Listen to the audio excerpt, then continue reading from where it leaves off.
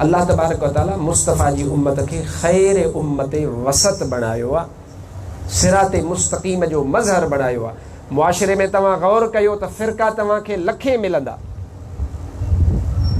के फ़िरका के फ़िरकियूं, के टोला के टोलियूं तव्हांखे जाम मिलंदा, पर जमात फ़क़ति हिकिड़ी आहे। हिकिड़े सुवाल जो जवाबु मां तव्हांखे ॾियां। सुवाल छा आहे? सुवाल हे आहे त माण्हू चवंदा आहिनि साईं फ़िरका छो आहिनि, न हुजनि हा,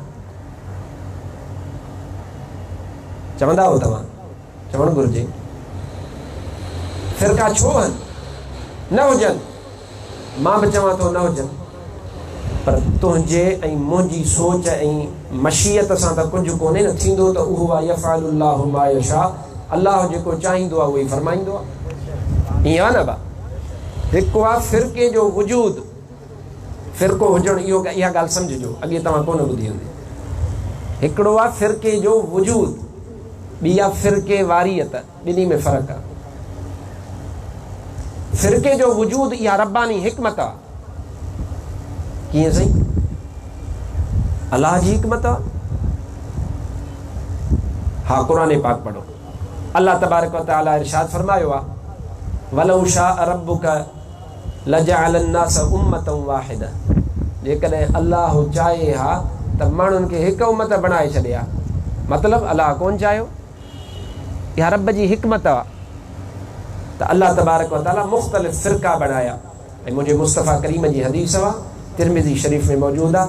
हबीब करीम सल्लल्लाहु अलैहि वसल्लम इरशाद फरमायो अगिन उम्मतुन मां यहूदी 72, 71, ईसाई 72 फ़िरकनि ते वंडिजी विया, तक़सीम थी विया।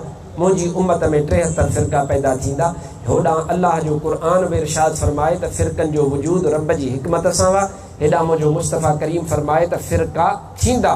पर अल्लाह ऐं रसूल तव्हां ई असांखे ईअं अंधेरे ऊंदाहीअ में त कोन छॾियो आहे। अल्लाह इन जो सबबु बयानु फरमायो आहे त इहे मां छो कयो आहे, उन जो जवाबु क़ुरान में मौजूदु आहे।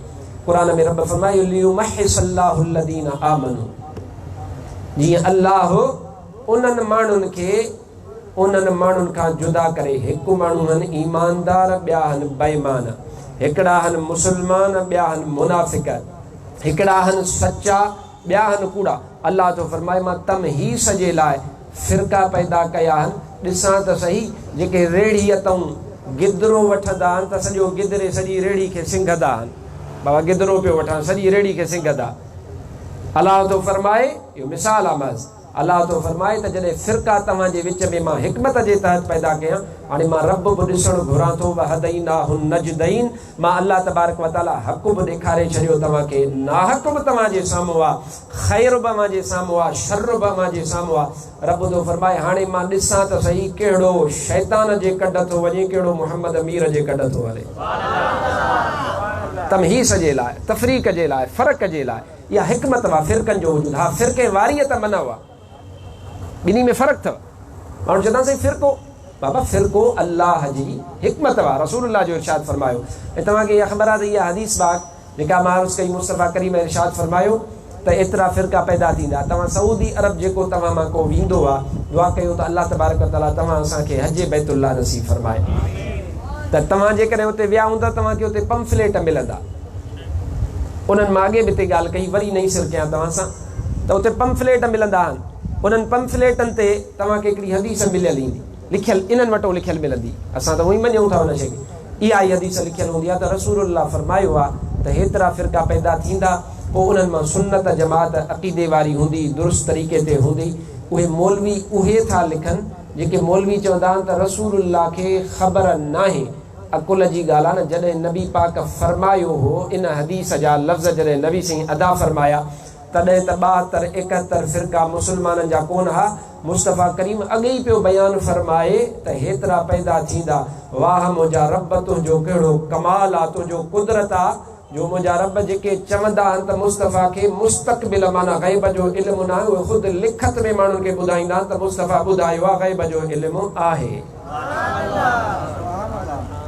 तव्हांखे लिखी था ॾियनि न हदीस त बा मुस्तफ़ा हीअं फरमायो आहे। अब तॾहिं नबी पाक जे ज़माने में त फ़िरका कोन थिया आहिनि, थियणा आहिनि न मुस्तक़बिल में। त पोइ नबी पाक अॻे ई ॿुधाए छॾियो ग़ैब हुनखे न चइबो आहे त ॿियो छाखे चइबो आहे। हू मञनि कोन था पर लिखी ॾियनि था तव्हांखे।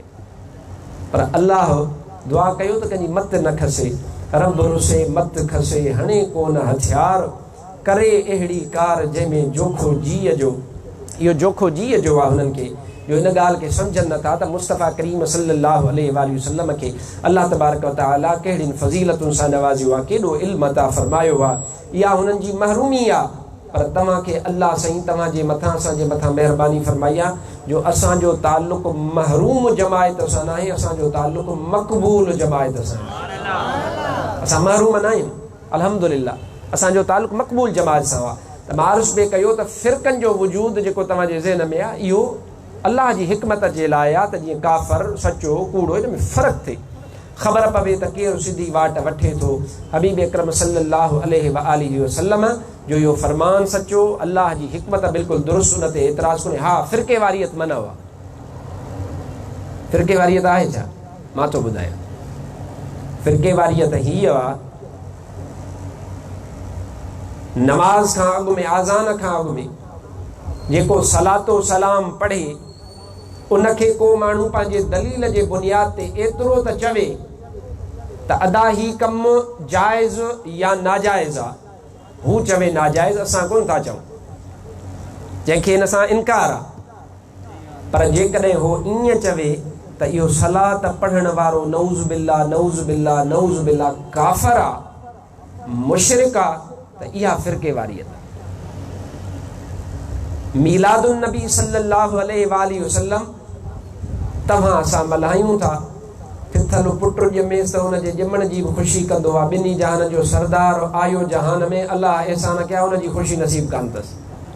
पर जेकॾहिं को चाहे थो, हुनजो ज़हन चवे थो, हुनजो दिलि मञे थी, हुनजा दलील चवनि था त मीलादुन नबी न मल्हाइणु घुरिजे, एतिरो हुनखे इल्म हक़ु ॾिनो आहे त गुमराह, पर एतिरो हुनखे हक़ु आहे त अख़लाक जे दायरे में हो चवे त मूंखे दलील कोन था सम्झ में अचनि।